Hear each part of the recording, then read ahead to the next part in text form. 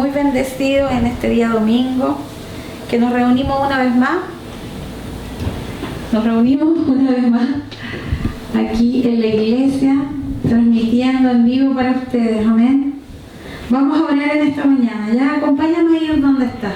Si puedes levantarte de donde estás, si estás sentado en un sillón o quizás estás desde tu habitación, párate un poquito y vamos a orar juntos, amén. Papito, te damos tantas gracias en esta mañana. Agradecemos, papá, la oportunidad que tenemos de poder estar contigo en un solo espíritu, Señor.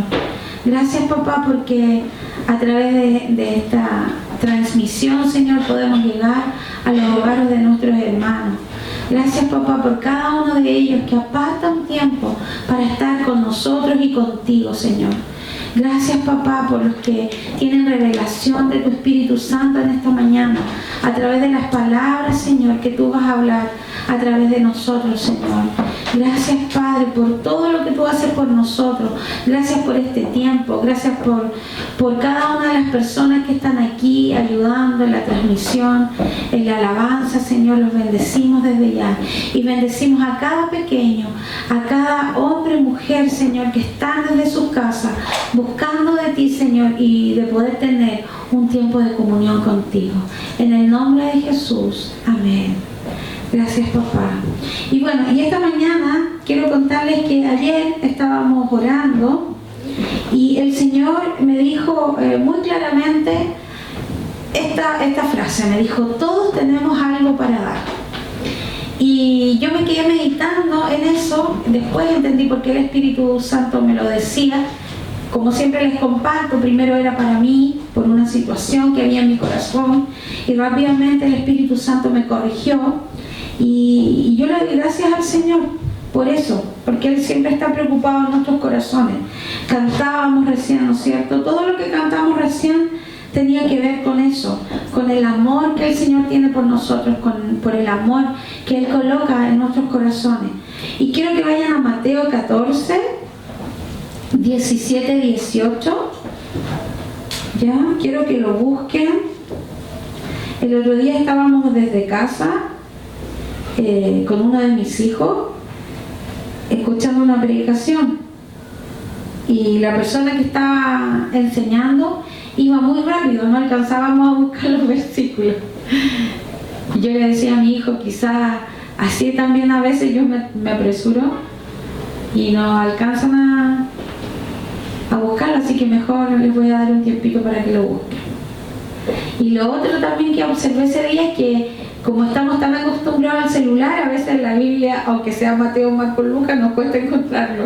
Así es que también, ya que estás en la casa y no hay excusa para que se te haya quedado la Biblia al llegar aquí a la iglesia, hazlo con tu Biblia, no la del celular, ¿ya? Para que no pierdas la rapidez de buscar. Vamos entonces a la palabra del Señor. Dice así: y ellos dijeron: no tenemos aquí sino 5 panes y 2 peces. Y Él les dijo, hablando de Jesús: traédmelos acá. Entonces mandó a la gente recostarse sobre la hierba, y tomando los 5 panes y los 2 peces, y levantando los ojos al cielo, bendijo y partió y dio los panes a los discípulos. Estoy leyendo el 19, ¿ya? Y los discípulos a la multitud. Y comieron todos y se saciaron, y recogieron lo que sobró de los pedazos, 12 cestas llenas. Y los que comieron fueron como 5.000 hombres, sin contar las mujeres y los niños. La verdad es que iba a leer hasta el 18, pero leí hasta el 21, ¿ya? Mira, los 5 panes y los 2 peces, mira, ya acá. Los 5 panes y los 2 peces tenían un destino en los ojos de Jesús, ¿ya? Tenían un destino en los ojos de Jesús. Nada más que los discípulos en ese minuto no lo vieron. Pero los discípulos vieron en ese minuto cuando Jesús les dice, ¿no es cierto?, que habían que darle, porque antes de eso, si ustedes leen la historia, el Señor, los discípulos se acercan y le dicen: Señor, ya es tarde, por favor despide a la gente, porque era una multitud. Despide a la gente y diles que vayan, para que vayan a las aldeas y puedan comprar comida. Entonces Jesús, muy decidido, le dice: bueno, denle ustedes de comer. Entonces los discípulos se quedaron mirándolo y le dijeron de dónde vamos a sacar. Necesitaban como 200 denarios, que era como el dinero de ese tiempo, para darle de comer a esa multitud. Entonces es ahí cuando el Señor le responde esto y le dicen, ¿qué es lo que tienen? A ver, ¿qué es lo que tienen? Y tenían esos 5 panes y esos 2 peces. Entonces los discípulos estaban viendo la escasez, ¿ya? Y la necesidad. Pero el Señor vio excesivamente, porque fue en exceso, o sea, para poder alimentar 5.000 personas, el Señor vio eso excesivamente, más de lo que ellos podían imaginar, mucho más excesivamente. Entonces, la visión de Jesús en ese momento, lo que Él estaba viendo en esos 5 panes y en esos 2 peces, desató la gracia que Él necesitaba para poder multiplicar y alimentar a toda esa gente. A veces nosotros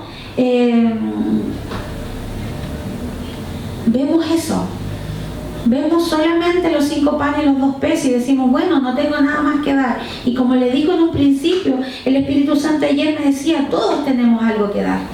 A veces pensamos que lo que estamos mirando no se puede multiplicar. Y sí se puede multiplicar. Mira, en esos 5 panes, en esos esos 2 peces, había potencialmente 2 visiones. Lo primero era hacer un alimento para un niño, o quizás para un niño y su papá, porque no sabemos de qué porte eran los panes. A lo mejor eran panes así grandes, o quizás eran pequeños, no dice. Y 2 peces, me como uno yo y se como uno el niño. Y esa era la visión, ¿no es cierto?, de los discípulos. Era el alimento quizás para 2 personas, a lo más. Ya, pongámosle que 2 personas. Pero para la posibilidad, o más bien para la visión de Jesucristo, eso era la posibilidad de alimentar a miles de personas. Entonces, los discípulos ven esto como restringido, ¿no es cierto?, que era para alimentar, ¿no es cierto? Y el sembrador, que es nuestro Señor, vio siembra. Él dijo, esta es una oportunidad para sembrar. Y Él sembró esos 5 panes y esos 2 peces, ¿no es cierto? Y alimentó a 5.000 personas. Y mira, aquí dice que 5.000 personas sin contar las mujeres y los niños. Entonces, la visión que tuvo Jesús, vio lo que otros no vieron. Y ¿saben qué? Lo bueno de todo esto, que nosotros podemos tener y tenemos la visión que Jesús tiene. Entonces, lo que vemos determina el potencial que tiene cada siembra. Mira, aquellos que ven solo las dificultades vivirán en el nivel de esas dificultades. Los que pueden ver las semillas de crecimiento y el potencial, cosecharán ese potencial que está en la semilla que ellos ven y la van a sembrar. Toda la semilla que ellos ven la van a sembrar. Quiero que vayas a Lucas 6:38.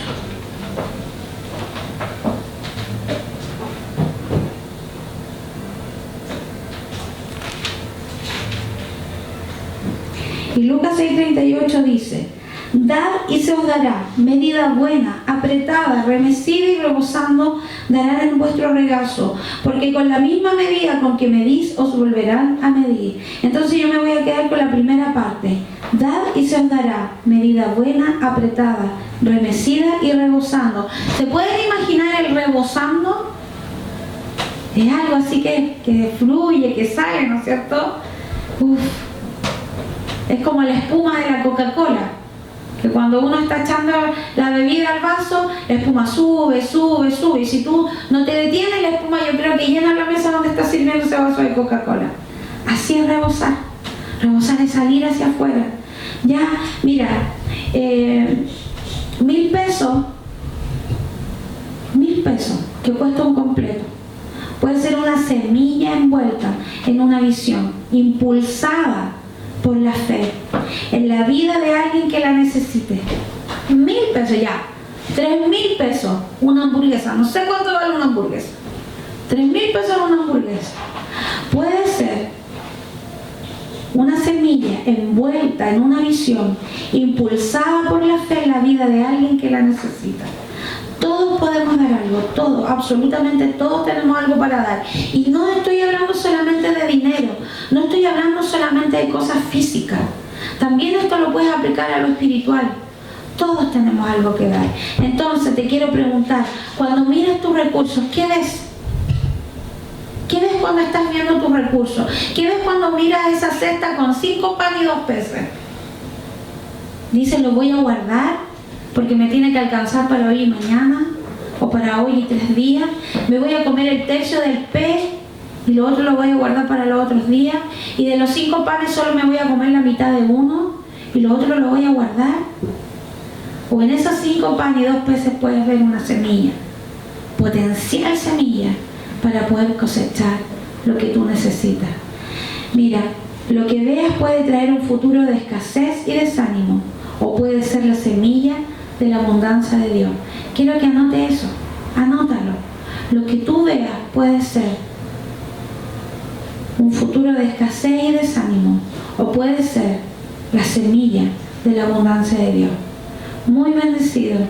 Que mira, una de las cosas que yo me he propuesto en este tiempo es no desanimarme por lo que veo. Y no te voy a decir que a veces es muy fácil. Tú sabes que yo veo junto a Romy las finanzas de la iglesia y a veces tiendo a ver los números y me desanimo.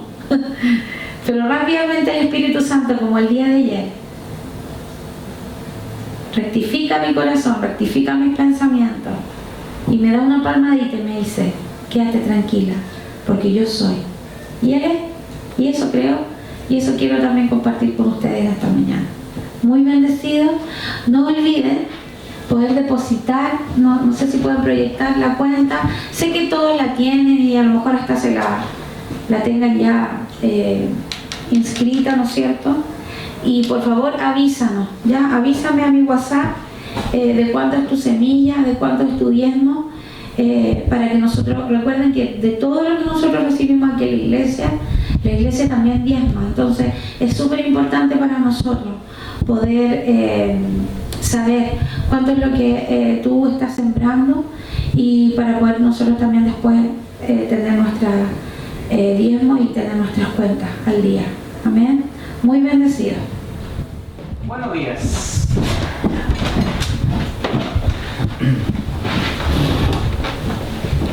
Buenos días.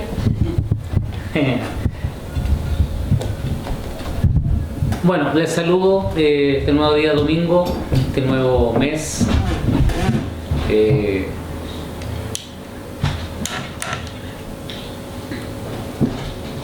Darle las gracias a los que nos están viendo. Y la verdad, bueno, esto lo hacemos para que podamos recibir hoy día un mensaje diferente, un mensaje de ánimo, un mensaje de prosperidad, o un mensaje de... Ahora, prosperidad, ¿a qué se refiere? A que crezcamos, a que conozcamos más de Dios, a que conozcamos cuál es su corazón, a que conozcamos cuál es su visión de todo lo que está pasando diariamente. Y quiero comenzar hablándoles de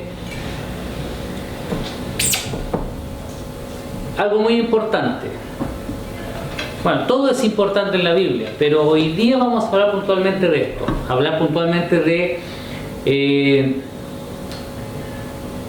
para qué o qué debemos hacer con nuestra fe, o qué debemos lograr hacer para Dios. Quiero que vayamos a Mateo. Vamos a empezar con Mateo. Mateo 28.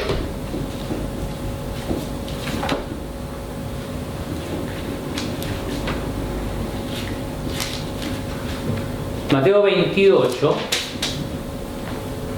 versículo 19. Mateo 28, versículo 19 dice: por tanto, vayan y hagan discípulos de todas las naciones, bautizándolos en el nombre del Padre, del Hijo y del Espíritu Santo, enseñándoles a obedecer todo lo que les he mandado a ustedes, y les aseguro que estaré con ustedes siempre, hasta el fin del mundo.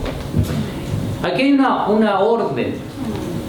No, ni siquiera hay una palabra que me escuchó mucho escucharla, que es imperativo. Esa es orden, es háganlo.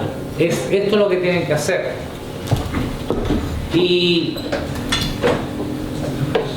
leyendo eso, yo digo, el Señor nos pide, porque nos dice que después de haber leído de la gran comisión a los 11 discípulos, les dice, por tanto, o sea, después de todo esto, de lo que hemos pasado juntos, de lo que les he enseñado, de lo que hemos vivido, de lo que hemos conversado, de lo que ustedes han visto cómo lo hago, de lo que ustedes han visto cómo hablo, Jesús le dice a los discípulos, vayan. Ni siquiera les da una idea, porque ellos tomaron una decisión. Los discípulos decidieron seguir a Jesucristo. Eso significaba que se pusieron bajo. Dijeron, Señor, aquí estamos. Queremos servir, queremos hacer, queremos enseñar. Y en ninguna, aquí en esta parte final, digamos, porque esto sucede después de ¿cuándo? De la muerte de Jesús, de la resurrección de Jesús, de cuando Jesús ya estaba listo para ir a sentarse a la diestra del Padre, cuando Él ya hizo su cometido, Él ya hizo su labor. Y ahí habla con los discípulos y les dice, por tanto vayan y hagan discípulos de todas las naciones, o en todas las naciones.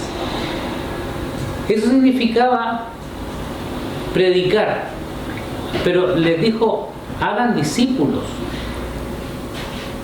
Y aquí es donde a mí me llama la atención, que Jesús le dijo, hagan lo mismo que hice yo, hagan discípulos.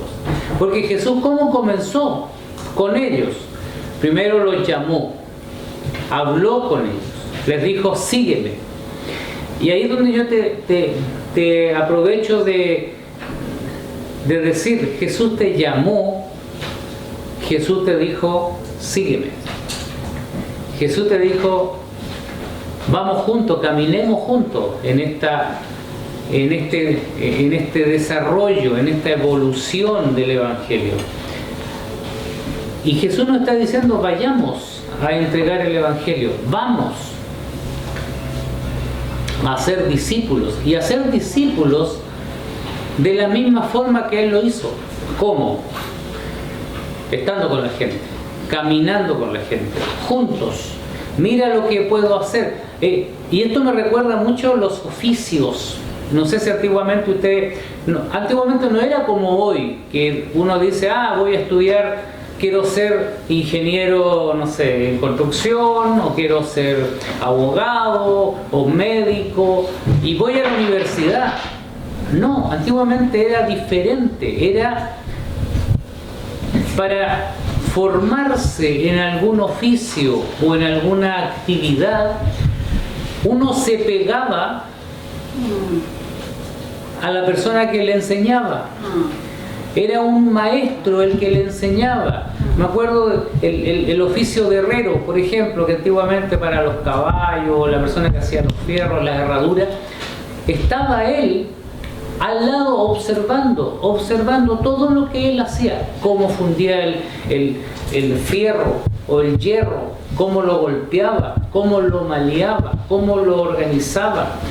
Y él iba observando cómo lo hacía. Y esa es la forma de hacer discípulos, haciendo como Jesús lo hizo. Por eso que es importante para nosotros enfocarnos en Jesucristo, enfocarnos en Él. Creo que es sumamente importante saber cómo Él hizo las cosas, cómo Él sanó, cómo Él caminó, cómo Él se trasladó, cómo Él pensó, habló, dijo. Y cuando Él nos dijo, vayan y hagan discípulos, Él no nos estaba diciendo solamente estudien. No, Él no nos dijo solamente, mira, haga un curso de teología. Eso es bueno, no es malo, es bueno. Pero si lo vemos desde el punto de vista de cómo Jesús lo hizo, Jesús fue ejemplo. Amén. Fue práctica de la teoría. Fue en el minuto haciendo cosas.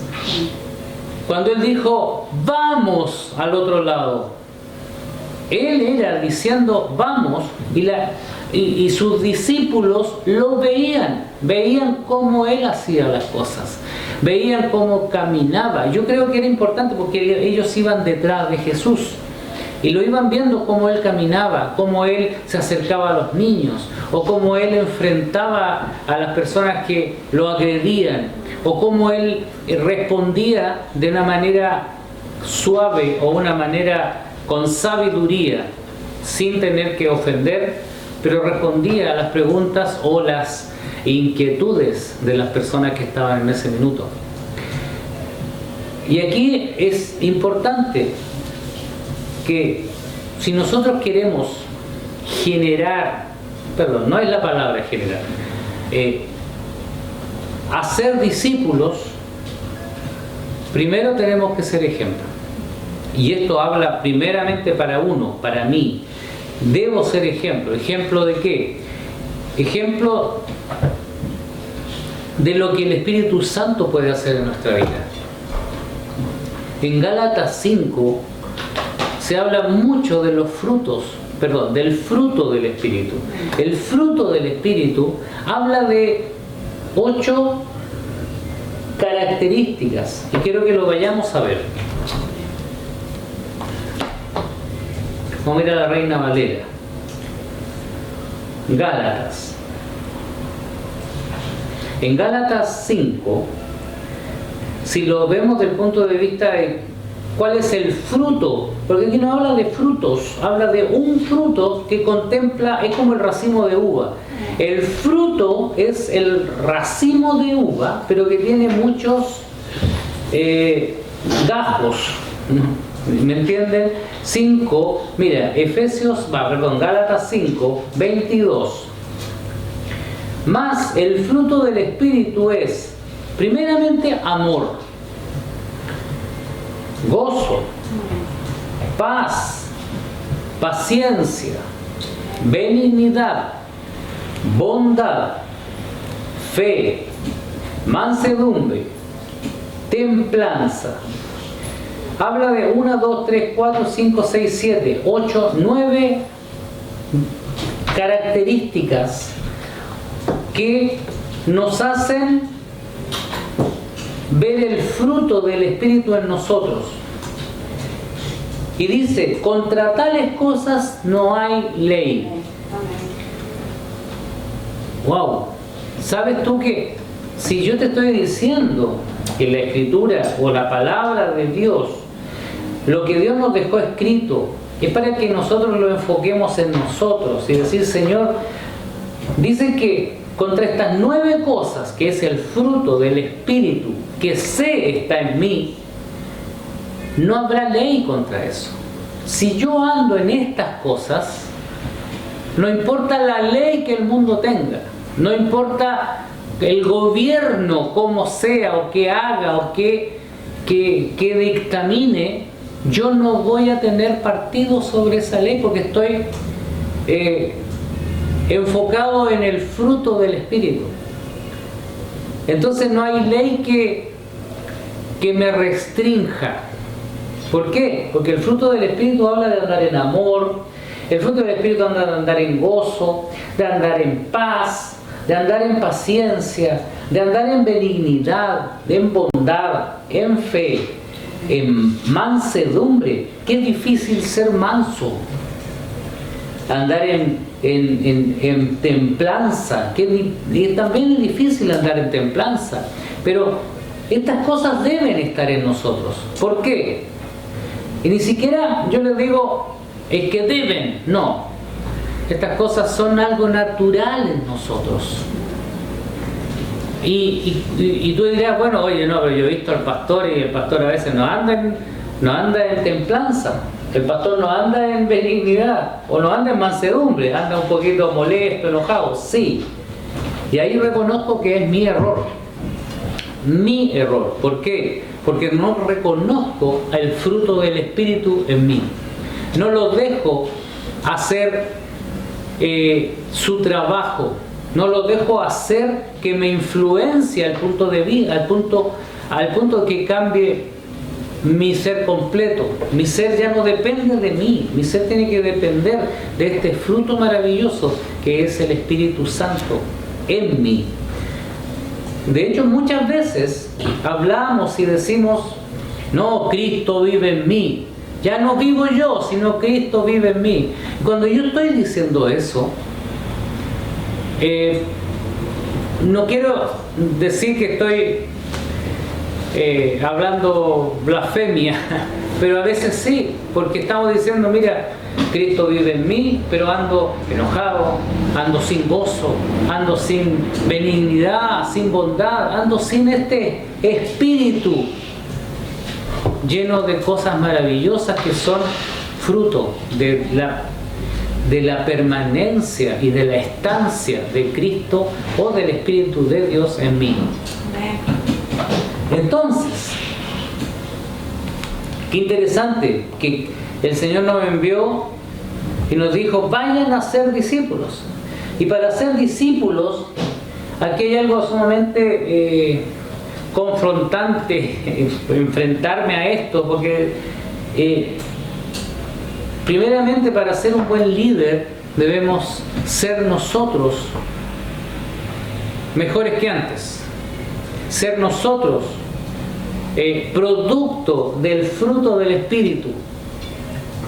Y esto no es un llamado de atención, no lo es. Es solamente una consideración de que yo debo vivir de esta manera. Porque Él nos dice, hagan discípulos. Pero para mí venía la pregunta, ¿cómo hago discípulos si no ven el fruto y la maravilla del Espíritu Santo en mí? Sigamos.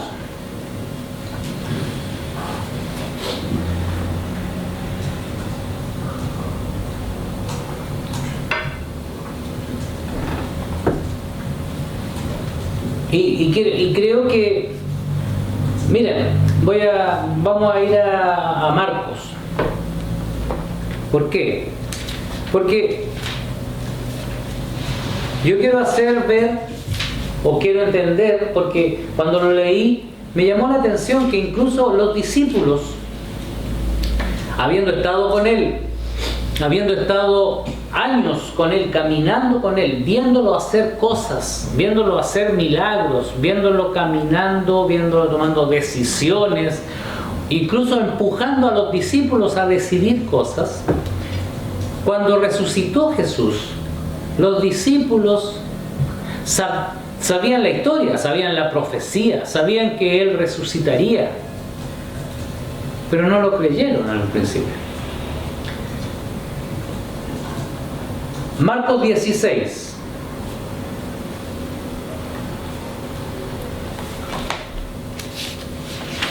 En Marcos 16 habla de la resurrección y dice: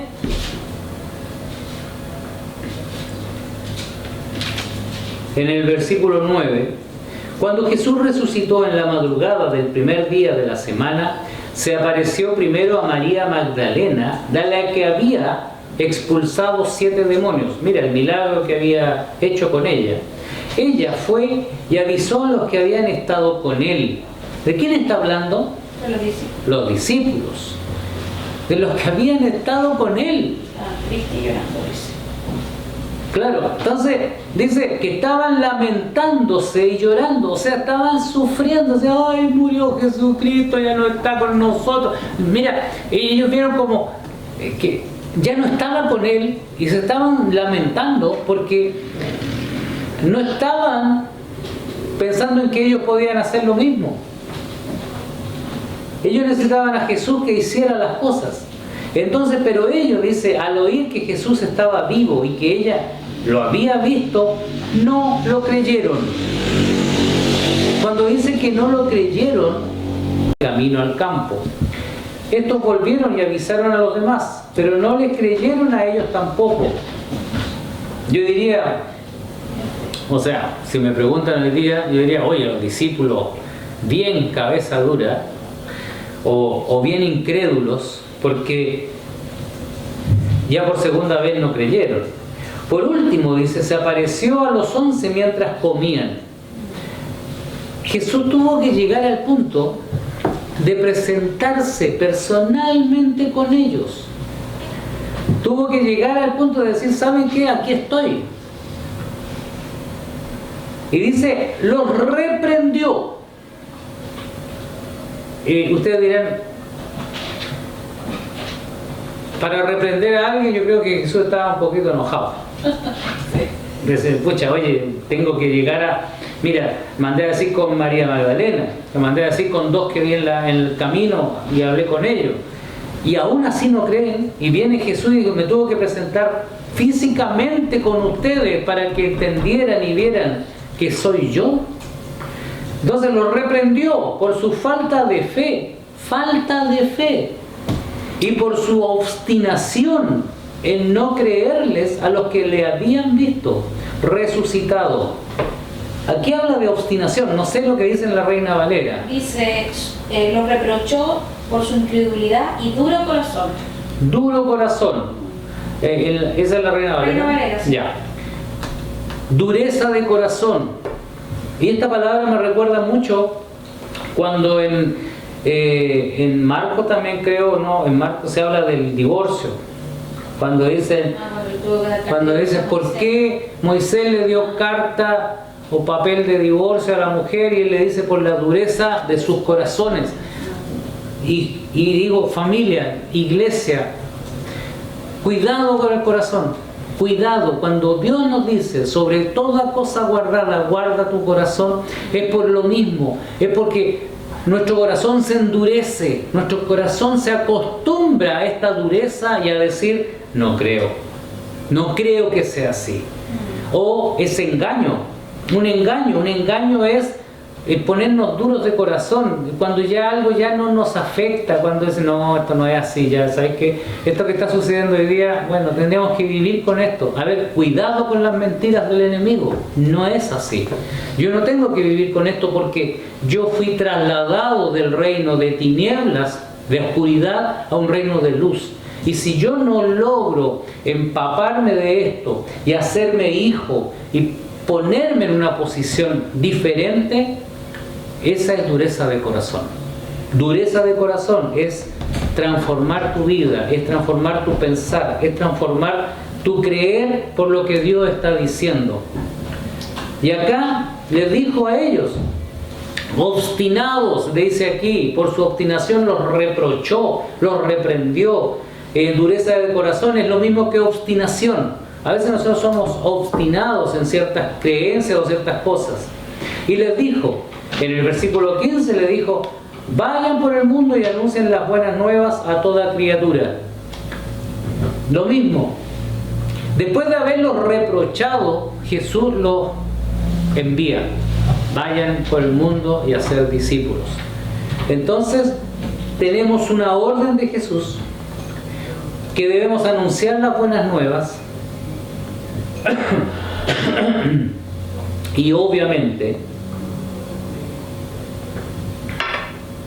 que vamos a luchar contra la incredulidad, contra la incertidumbre, pero vuelvo al tema. ¿Cómo hacemos discípulos? ¿Cómo llevamos a que la gente crea? ¿Cómo mostramos a Dios? Y saben que me parece muy bien que nosotros debemos mostrar a Dios con nuestra vida, más que con lo que hablamos, porque hablar se puede aprender, hablar se puede memorizar. Yo puedo memorizar versículos, puedo memorizar prédicas, o puedo escuchar a gente que está predicando y como lo hace bonito yo lo imito. Pero aquí lo importante es tu vida, es cómo estás mostrando a Jesús con tu vida, con los cambios, con las decisiones, con el decidir por Jesús. Y no quiero que pienses que no eres capaz de hacerlo, porque en realidad esa es otra mentira que nos ha puesto el diablo en nuestra cabeza. y nos ha hecho sentir y creer que no somos nosotros aptos o capaces, que no somos dignos. Y eso es una mentira, porque nosotros somos hijos, y al ser hijos, obviamente soy apto. Al ser hijo me está diciendo, tú eres capaz. Jesucristo, aún viendo la incredulidad o viendo la incertidumbre de sus discípulos, los reprendió y les dijo, oye, despierten, yo estoy aquí. Es lo mismo que Jesús nos diría hoy día, estoy con ustedes siempre. Y creo que es importante eso. Es importante saber que Él siempre está con nosotros, que Él siempre va a estar conmigo. Y eso lo leímos, creo, en Marcos o en Mateo. Porque en Mateo dice, en Mateo 28, 19, lo leímos recién, pero Él dice en el versículo 20, enseñándoles a obedecer todo lo que les he mandado a ustedes, y les aseguro que estaré con ustedes siempre. En el versículo 20 lo dice, estaré con ustedes siempre. Ahora, ¿qué significa eso? Ustedes saben que Jesús vive en nosotros, Él está en nosotros y Él va a estar siempre conmigo o contigo. Y tú que estás ahí escuchando esto en tu casa, confía en lo que Él dice. Si dice que va a estar siempre contigo, está contigo. Entonces, empápate de esta escritura que está diciéndonos, oye, Él está, y nos manda a llevar el Evangelio, a hablar de Él, a hablar de su ejemplo, a hablar de su vida, a hablar de las cosas extrañas que para la humanidad son extrañas, pero para Él no son extrañas. Como dice la Escritura, prodigios y milagros seguirán a los que creen.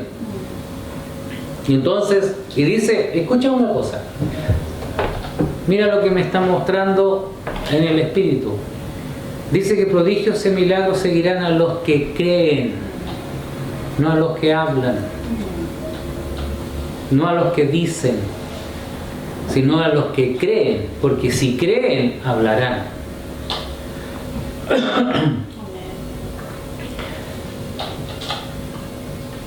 Sigamos.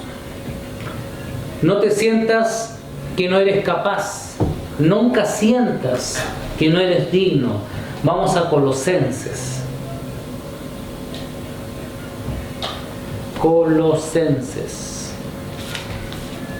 Colosenses 1. Mira, en el versículo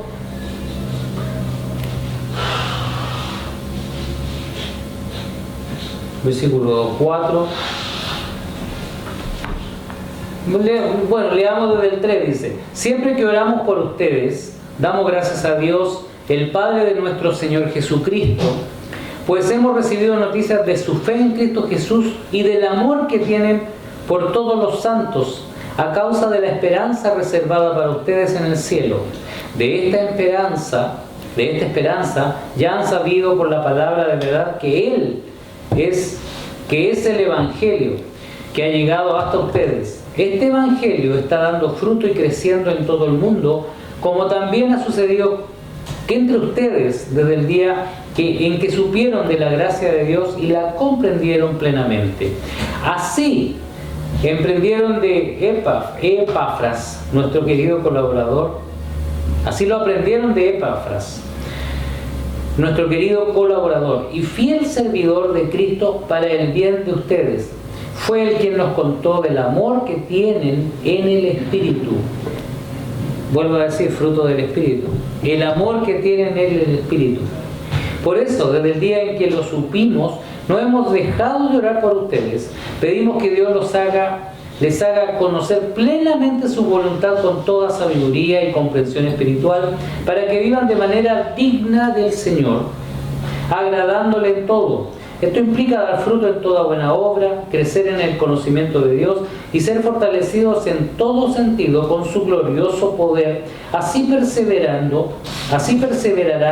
con paciencia en toda situación, dando gracias con alegría al Padre. Él os ha facultado, dice en el versículo 12, Él los ha facultado para participar de la herencia de los santos en el reino de la luz. Él nos libró de los dominios de la oscuridad y nos trasladó al reino de su amado Hijo, en quien tenemos redención y el perdón de pecados. Entonces, qué interesante. Vamos a ir a la Reina Valera, porque muchas veces hemos creído la mentira de que no somos dignos. Dice en el versículo 11 que Él nos fortaleció con todo poder, conforme a la potencia de su gloria, para toda paciencia y longanimidad. ¿Dónde hablamos de paciencia y longanimidad? En Gálatas 5:22, donde habla del fruto del Espíritu. Dice, con gozo dando gracias al Padre que nos hizo aptos para participar. El Padre nos hizo aptos para participar de la herencia de los santos en luz. Si me hizo apto, dice, para participar de la herencia de los santos, quiere decir que me considera santo. Nunca pienses lo contrario, nunca creas lo contrario. Dios te capacitó, dice que te hizo apto y que te debes sentir santo.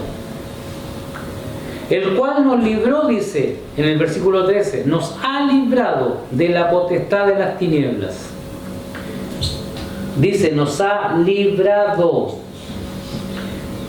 y nos ha trasladado al reino de su amado Hijo, en quien tenemos redención por su sangre y el perdón de pecados. Tus pecados, no importa cuáles hayan sido, ni cuáles sean, están perdonados. Él es la imagen del Dios invisible, el primogénito de toda creación, porque en Él fueron creadas todas las cosas, las que hay en el cielo y en la tierra, visibles e invisibles, sean tronos, sean dominios, sean principados, sean potestades, todo fue creado por medio de Él y para Él. Entonces, aquí viene la parte que me gustó mucho. Dice en el versículo 18, y Él es la cabeza del cuerpo, que es la iglesia. Estamos hablando de Jesucristo. Él, que es el principio, el primogénito de entre los muertos, para que en todo tenga la preeminencia. O sea, sea como en todo sea el primero. Por cuanto agradó al Padre que en Él habitase toda plenitud. Cuando yo leí eso, dice, agradó a Dios que en Jesucristo habitase la plenitud. No sé cómo explicarlo, pero cuando dice que en Dios agradó que en Jesucristo habitase toda la plenitud, es todo, absolutamente todo, la plenitud de cuando uno dice, hoy me siento pleno haciendo esto. Es como me siento agradado, me siento conforme, me siento dichoso, me siento hoy en gracia, me siento completo. Eso es plenitud. Entonces, dice que agradó al Padre y por medio de Él, dice, en esta plenitud, por medio de esta plenitud, reconciliar consigo todas las cosas, así las que están en la tierra como las que están en los cielos, haciendo la paz mediante la sangre de su cruz. O sea que reconcilió todo lo que estaba separado, todo, absolutamente todo. O sea, ya no estamos hablando de que hay una distancia o una diferencia entre el cielo y la tierra. Mira lo que está diciendo. Está diciendo que el reino de los cielos bajó. Está diciendo que la tierra subió. Está diciendo que reconcilió la tierra con el cielo. Está diciendo que reconcilió los reinos divididos. Por lo tanto, para nosotros no hay diferencia. Pues nosotros vivimos en el reino de los cielos, fuimos trasladados. Por lo tanto, hay reconciliación completa entre lo que se separó en un principio, hoy día está unido y reconciliado por la plenitud del poder de Dios en Cristo Jesús y por su sangre. Entonces, para mí fue una revelación ver que estamos reconciliados. Lo que se perdió ya no estaba perdido, ya no está perdido. Y dice, y a vosotros también. Mira, el 21. O sea, nosotros, que éramos en otro tiempo extraños y enemigos en vuestra o en nuestra mente, haciendo malas obras, ahora os ha reconciliado. Gracias, Señor, porque, mira, reconciliaste todo lo que estaba perdido, todo lo que estaba destruido, todo lo que estaba sin sentido, lo reconciliaste. Y eso nos involucra a nosotros, que éramos los que estábamos perdidos, sin sentido, sin propósito, sin naturaleza, sin origen. No sabíamos de dónde éramos. Y ahora yo sé de dónde somos y a dónde vamos. Entonces, dice, versículo 22, en su cuerpo de carne por medio de la muerte, para presentarnos santos y sin mancha irreprensibles delante de Él. Si en verdad permanecéis fundados y firmes en la fe y sin moverse de la esperanza del Evangelio que habéis oído, el cual se predica en toda la creación que está debajo del cielo, del cual yo, Pablo, fui hecho ministro, ahora me gozo en lo que padezco por vosotros y cumplo en mi carne lo que falta de las aflicciones de Cristo por su cuerpo, que es la iglesia, de la cual fui hecho ministro según la administración de Dios, que me fue dada para con vosotros, para que anuncie cumplidamente la palabra de Dios. Interesante que Pablo, y aquí voy a decir algo sin temor ni temblor,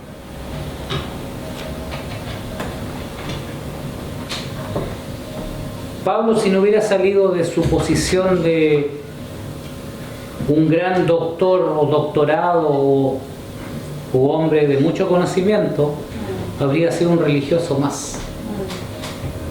Y creo que él salió de esa posición para poder cumplir y entregar el Evangelio en la pureza que tiene.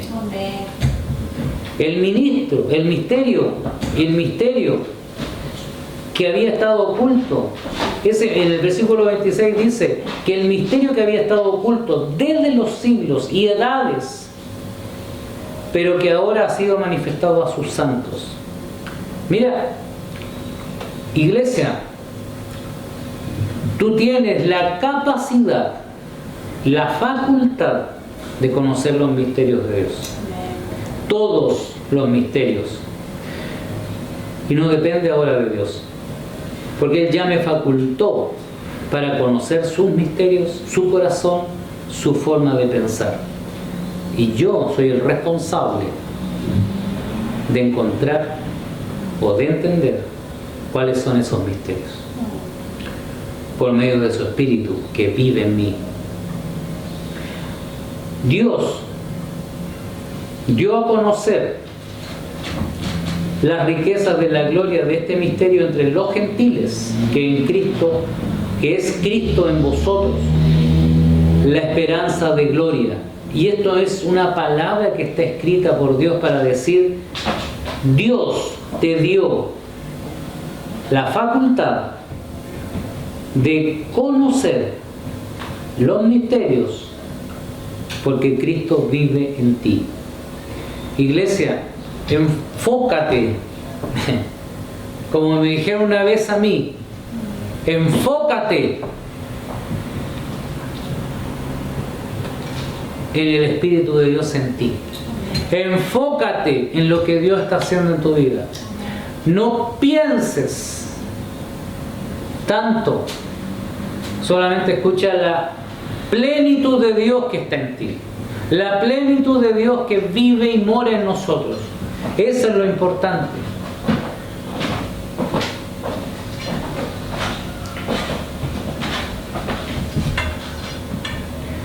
Y si vamos a Colosenses, capítulo 2, dice en el versículo 8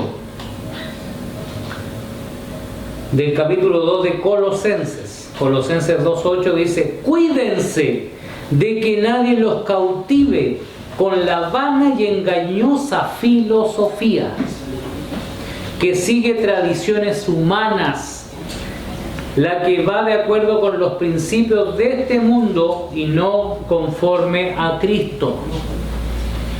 Toda la plenitud, hablamos de la plenitud de Dios, del que está en Cristo, toda la plenitud de la divinidad habita en forma corporal en Cristo.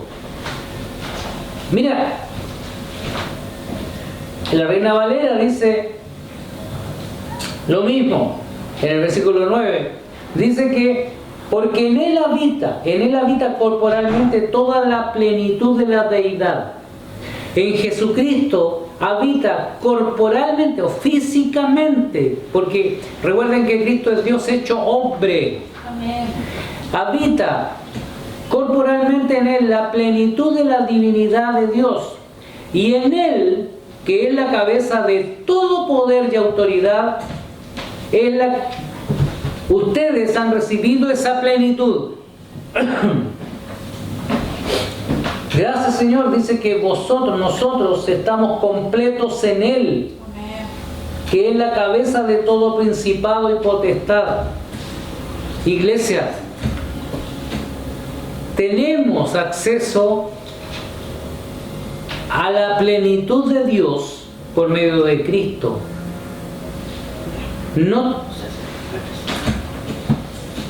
Lo único que nos permite llegar a esto es recibir a Jesús, tenerlo a Él, reconocerlo a Él y creer en Él. Iglesia, en tu lugar donde estés, toma estas palabras y decir: Señor, yo tengo acceso gracias a tu muerte, gracias a tu sangre, gracias a tu sacrificio, yo tengo acceso, fue restaurado todo y yo tengo acceso ahora a la plenitud de Dios. ¡Qué maravillosa noticia!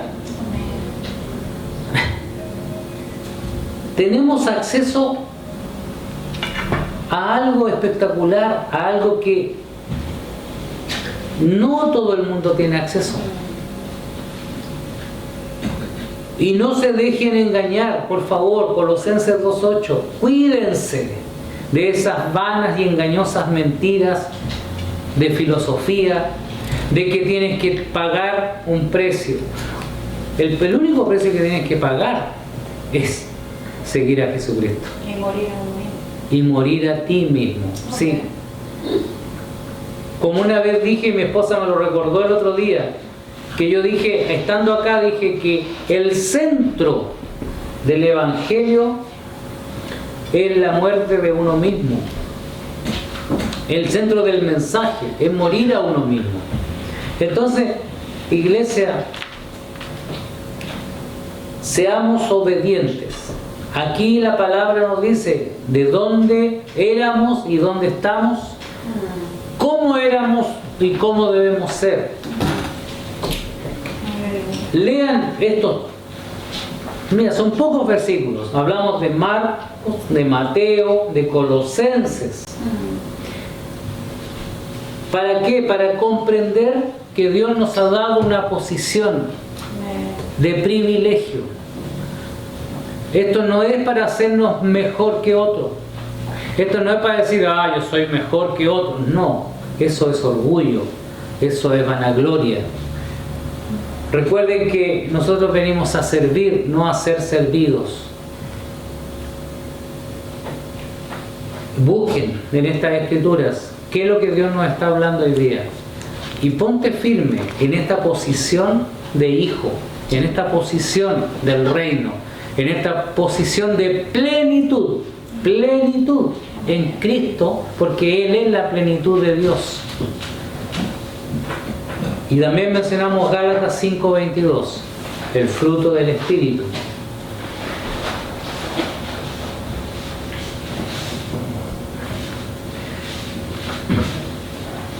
Padre, quiero darte gracias, Señor. Realmente quiero enfocarme en que seamos realmente esencia de tu vida aquí en la tierra, esencia de tu plenitud, porque sabemos que tú moras en nosotros, pero quizás no basta con saberlo. Debemos desarrollar esa intimidad contigo para poder comprender que somos tus hijos, que somos parte de un reino y que debemos vivir en la gloria de Dios, no vivir en la gloria del hombre. No vivir en lo que el mundo dice, sino vivir en la plenitud de Dios por medio de la sangre de Jesucristo. Vivir en la plenitud de Dios por medio de tu sacrificio. Porque tú restauraste todas las cosas. Todo lo que estaba roto y quebrantado y perdido, hoy día se ha reconciliado por medio de ti, Señor. Por medio de tu sangre y tu sacrificio en la cruz. Te doy las gracias, Padre, te doy las gracias, Señor, porque tú me has permitido acceso a tus misterios, porque tú me permites acceso a tu conocimiento y sabiduría, porque tú me permites ser tu hijo y parte de esta familia maravillosa. Gracias, Señor. Los bendigo y en el nombre de Jesús. Amén.